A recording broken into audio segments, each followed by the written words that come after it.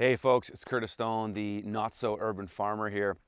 And in today's video, I wanted to talk to you guys about 3 things that are my biggest challenges on this property. We're going to talk about the pros, cons, and solutions. And I hope this video can be helpful for you to see how I try to find solutions in problems. And you can get a lot out of the nuance of the experience and the sort of trials and tribulations that I've had on this property. So to start off, I'm not going to tell you exactly where I am, but we're in southern British Columbia, and my property is around 40 acres. And I bought this place, we took possession of it in September of 2020. And at the time we bought it, this place had been for sale for over a year. And the previous owner had taken it on and off the market, maybe once or twice. And it was incredibly undervalued. And he actually showed it to dozens of people who didn't buy it. Now, I'm not going to tell you how much I paid for it, but I will tell you that it was an absolute bargain in the grand scheme of things. Now, it was cheap. Most people think if you want to buy land in southern BC, you're looking at close to $1 million, close to $500,000. We weren't even close to that. This place was cheap, but the reason it was cheap is because it didn't have a working well. The land is incredibly rocky. It's difficult access. It's very steep. We're going to talk about all those 3 things there specifically, but most people who came and looked up here, and I actually have friends that came and looked at this place that looked at it before I did, that I've met within the years of us being here, that said, "Oh, we looked at that place, but we just couldn't. We just thought it was too difficult." And this is the thing when it comes to buying land, and perhaps I'll get into this more in another video sometime, is you have to be able to have the eye to see an opportunity when most people don't see it, especially when you're looking to buy land today, because there's a lot of competition to buy land, and there's a lot of people that want to get out of the cities, but most people just don't have the experience or the eye to see the potential. And when I came here, all I saw was potential, but most people just saw problems. And I have to admit, there were times that I was really nervous about the purchase of the property, and there was a very short period of time where I thought I might have made a mistake, and that was when I was drilling my well. So when we bought this place, it had a tiny little off-grid cabin. It's about 600 square feet, which is where we live currently while we're building our house. And there was nothing here. This ground here next to me, this is kind of what was here naturally. Just sort of high desert, dry, brittle landscape, not a lot of topsoil, arid, real fire risk. We're in Douglas fir country. And when we bought the place, it was the well didn't work. So there was a well that was drilled by the previous owners, and I've gotten to know the previous owner and the previous owner. There was a well that they drilled that they gave up on, and so it didn't work. And when I bought it, I thought that well would work. I pumped it, didn't work. So I had to drill a new well, which ended up working out fantastic. Turns out I have more water at a shallower well than my neighbors that are 200, 300 feet below me, which is, take it for what it's worth, but it's pretty amazing. So needless to say, I saw opportunity in this property where most didn't, and that's how I got a deal. That's how I got this place cheap, because people were just like, "Well, what are you going to do with this? How are you going to build up here? How are you going to get stuff up here? Where's the water coming from? It's off grid. We're too far away from power lines to make it economical to be on the grid." I did price it out at one point. It would have cost me close to the same amount to get on the grid than it did off the grid. So most people thought that was a problem. So that's how we got here. But I want to talk in this video about the biggest challenges that I've had. It's going to be access, the fact that it's rocky as hell, and it's steep. So let's talk about each one of these things. So on the access side, this is hands down my biggest challenge, and it's been a challenge throughout the construction period, because I've had to get probably around 50 about 50 to 60 tandem trucks bringing either concrete or sand and gravel up here on this driveway. My driveway is 900 meters long, so that's actually about 900 yards long for the Americans. And it zigzags up. It's very steep. There's some switchbacks that are super sketchy. And so let's talk about pros, cons, and solutions with that. So the pros, the good thing about having difficult access is that in the zombie apocalypse, people are probably going to look at that driveway and go, I don't really want to go up, especially in the winter. In the winter, forget about it. If you don't have 4x4 and studded tires and courage, you're not getting up my driveway. Now, I do maintain it, but it's still pretty sketchy. So it's good in that way. The other part of it is it's very unassuming. You know, we're off any major roads. Even if you were to drive down our road, you wouldn't see anything at the ground level that would even make you think that there was anything worth exploring up there. You know, most crimes are crimes of opportunity. People are just looking around and they see something and they go, hey, let's suss that out. So for sure with the access, the pros is that there's a very high level of security that comes with that, which is good, and that's valuable to me, knowing what I know about where society is going in the next 10 years or so. So that's a good thing. The con is, like I said, it's very difficult to get up here, and a lot of people just don't want to do it. And I've already spent about $40,000 on my driveway. And if you drive up my driveway, you're going to be like, where did you spend the money? You don't really see these things. A lot of what we've done has just been machine work where we've widened out switchbacks. I've put a lot of material on the road. I've probably put at least 10 loads of crush on my driveway in various spots. And it's been quite a bit of work. And it's endless work. This fall, I'm going to get back at it again. I mean, I could spend another 40 grand on that driveway, no problem. So that's definitely the downside. In the winter, it's a lot of work. There was a 2-week period last winter, so winter of 2021, where I put in 50 hours, 50 hours on my skid steer. I've got an articulating snow blade on there, and that's what I use for the most part. I also have a snow blower, which I use when things get really gnarly. But for the most part, probably 90% of the time, I use my snow blade and it does what I need. So you know, most people wouldn't be willing to do that. Most people wouldn't be willing to even have a machine to do all that for almost a kilometer-long driveway.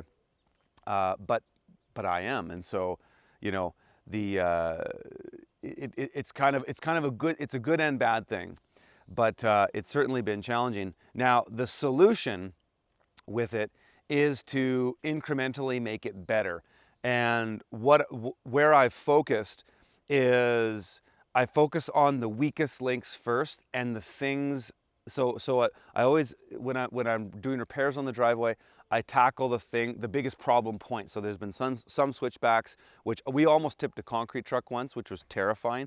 So fix that problem, go to those problems. And then from there, I focus on the things that have the longest tail effect. So they have a short-term immediate benefit, and they also have a long-term benefit. And that's kind of been my overarching philosophy on how I tackle developing up here, is I try to focus on things like that, because when you have a property that's this big, there's a tendency just, oh, I want to do this, I want to do that, you have all these ideas and all these dreams. And I've been dreaming about living off grid on a large acreage for absolutely my entire adult life, but probably since I was 16 years old. I'm 42 now, so it's been a while where I've wanted to do this kind of thing.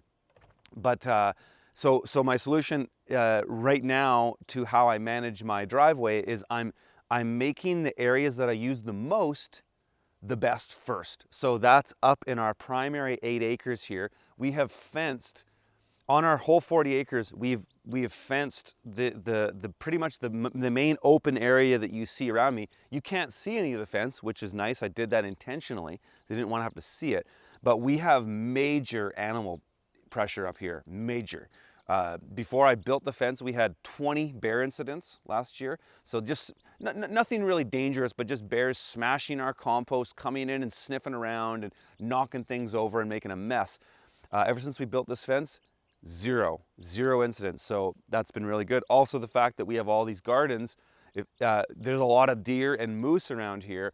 If we didn't have the fence, my gardens would be getting shredded. So anyways, those are my pros, cons, and solutions for access. Now, the next thing I want to talk about is rock.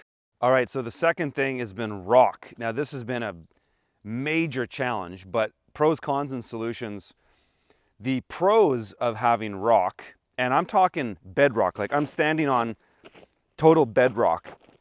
And for the most part on my property, everywhere, if you dig deep enough, sometimes you only have to dig an inch, sometimes you have to dig a foot, but you hit bedrock at some point. And so this has been a challenge in every respect. But the pros of having rock everywhere is, depending on the type of rock, and it does vary, sometimes it's fractured, sometimes it's just solid limestone.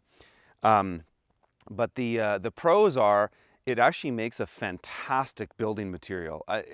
I would say overall, I like having rock here because it is beautiful, and the type of rock does vary. And I'm not a geological expert by any stretch of the imagination, but it does vary. The types of rock that I see look very different. Sometimes there's these very iridescent looking rocks that fracture and they break apart quite easily, and I'm able to use those for building up my terraces, supporting retaining walls, whatever it is.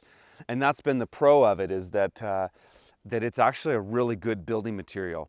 And anytime I want to landscape a little path or something like that, I don't really have to reach more than a couple feet to just get rocks to make something, a border for a path or a support on the bottom of a terrace to build a retaining wall or whatever it is. So it's been a blessing in some ways. The cons are that it does make it difficult to build out terraces because I am on steep ground. We're going to talk about that next. But there are times when I want to shape a piece of ground and then I hit something like this. And this is actually perfect case in point. This is another terrace that we constructed that I originally wanted to have as a garden terrace. I wanted to put a big greenhouse here because it is fairly wide and it's a good long stretch. But I've got this gnarly bedrock here and around the corner that just made it so that unless I was going to bring in about 18 inches of material on this entire 2,000 square feet, I wouldn't be able to get the ground workable enough. And so this is going to be my compost area now. It's not going to work as a garden plot. So it's been a real challenge. And there are times too when I'm shaping with my excavator that I just hit bedrock like this and there's just nothing I can do. Like I've had to rent a jackhammer on multiple occasions, and it's gnarly, especially when it came to road work. The bedrock that's where it's been the biggest challenge, is when we're trying to shape the road out or something like that and just hitting bedrock, and you get these little knobs that stick up on the road, and the only way to get through them is to jackhammer them. There was one day where we rented a fairly skookum jackhammer, and 8 hours of jackhammering on just one part of the driveway is probably a 100-meter stretch out of a 900-meter long driveway that we worked on all day, just hammering down these rock heads. And so it's certainly been a challenge. Now, my solution with working with rock like this is, well, okay, I can use it as a building material, which is great, and I can use that material to shape it sometimes passively. So sometimes I'll have an area like this where I've got this big rock knob and it's impregnable. I can't do anything with it. But what I can do is I can take fractured rock and bring it around it to smooth out. So sometimes you might have this big knob, but then you can take fractured rock and put it around it to smooth out the part that's sticking up. And I can also just work around it. And so a big part of what I've been learning here is sometimes you just have to accept things for the way they are. And And what we've done in some places is we've actually just exposed the rock, and it's something we haven't done a ton of, but we want to do more of, and I'll probably do that here, is I'll bring water in here and I'll power wash this out and just expose it, because it actually looks quite beautiful when you just let it show what it is. And so that's part of our solutions on that one. So my third problem, pros, cons, and solutions, is our property is steep. Out of our 40 acres, there's really only at the moment about 2 acres that are usable. And so, that was part of the reason why the property was cheap, is because, sometimes you'll look at properties in BC and you'll see an acre or 2 acres for $500,000, but it's all usable, it's all flat. Here, we have very little usable ground, and if we want to use it, we have to shape it. And so, a lot of people wouldn't want to take this place on because that's a lot of responsibility. And in my case, I had to go buy a machine to do it. So I've got 2 machines. I've got a mini excavator and a skid steer, and I use them almost every single day. So pros, cons, and solutions of being on steep ground. The pro is it looks cool. I've always liked those. I've never been to these gardens in the Andes or in parts of South America where you've got these terrace gardens. I've always loved that. And I really like how it creates little microclimates that, there's little opportunity zones. Sometimes on some of the terraces I'm building, actually this terrace here, on the bottom side of it, it's all rock, because sometimes we build and shape these terraces out by just pushing rock and then packing it down with the mini excavator just by driving. I have steel tracks on my mini X, and we just drive back and forth on it to hammer it down. But what happens on the underside is I've got all these rocks at the base, which actually create little microclimates. So part of what I'm going to do on this one next year is I'm going to put all my really warm, light-loving trees on the bottom of that. That's southeast exposure down there. And I'm going to put a bunch of peach trees along there. I'm going to build these swales that go along the bottom. So there's an advantage there. Really the advantage, the biggest pro to having steep ground is aesthetics. There's not really that much practicality of it that's advantageous, because it makes moving around more difficult. I got to walk around things. I got to go down below. I'm in the middle of making paths like this that lead up. I can walk up here to this next terrace. It looks cool.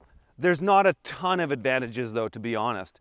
The con is it's just challenging. Every time I want to build a new garden block, I've got to come in with multiple stages to get to this point. I got to come in and shape the ground. That's often days of machine work, literally. And it isn't just coming in with the mini excavator and just scratching it all out. A lot of times you can scratch down to what is a bit of a base, and then I have to come in and bring in material. And that's all kinds of material. So this is where my skid steer comes into play. We have a site where we excavated our house site as our build site, which we got our foundation done, and it took a lot to get to that point, but we brought a machine in, which was the largest size excavator that could drive up my driveway, and it had a 16,000-pound hammer, and it was just going tuk, tuk, tuk, tuk, and it basically jackhammered out the site where our house is going to be. But it made massive piles of rocky overburden, which have actually been really helpful. And so a lot of those I actually just bring up with my skid steer to use as a base to shape out the terrace. So, the con is it's been a ton of work. It's really, really been a ton of work. And my solutions have been to work with what I've got. And like I said, it looks really cool. I've had to really focus on drainage. I've talked about that in other videos. Another one of the challenges with gardening this way or trying to homestead this way is that when we get big rainfalls, and actually last night we had some monsoon style rains that came in, and everything washes away, and just water moves, and water always follows the path of least resistance. And so when I'm building these terraces, I can't just do them willy-nilly, because if I don't think about where the water's gonna go, I could wash it all away or create problems over time. So, you know, a lot of my solutions have been to construct them carefully, think about where the water moves, and make sure the material that I'm using at the base of it isn't just going to erode. And that's where actually the rock has been a real blessing, is the rock has made it so that we have a almost concrete style material, because these rocks aren't just going to erode. And so that's been a big part of our solutions, is making sure the low side, there's a lot of rock, it's compacted down, and that's a sort of a foundation of the base of these terraces. All right, so those are my pros, cons, and solutions of living on a really difficult to access property, rocky as hell, it's steep. Now, with any situation, there's always going to be pros, cons, and solutions. And it really comes down to experience on how you find those, but it's also just being exposed to different types of problems and thinking through how you can find a solution in them. Sometimes you just have to get in there to really figure it out. Other times you can leverage other people's experiences, watching videos like this and seeing what other situations people have dealt with. But overall, I would say the main reason I was able to find a property like this, not that finding it was nothing, it's just a listing, right? But it was finding the opportunity in this came down to my experience. I've been consulting for 8 or more years. I don't do much of it anymore, but I've been around, I've built farms in all kinds of different landscapes in different parts of the world, and I've seen a lot, and that experience was what actually led me here, because before I found this property, I was driving all over BC. I kind of have a process in how I find land. You know, I leverage Google Earth. I get as much information as I can before I actually go on site, and then when I go on site and do a visit, I bring my drone, I bring a shovel so I can probe soil, I bring measuring tapes, I actually take a look and get into the land. And I did all of that here, and at that time, I knew I was taking a little bit of a risk, but I felt like this was the place that I wanted to be. The geography made sense, I liked the climate, and so it was enough for me to get started.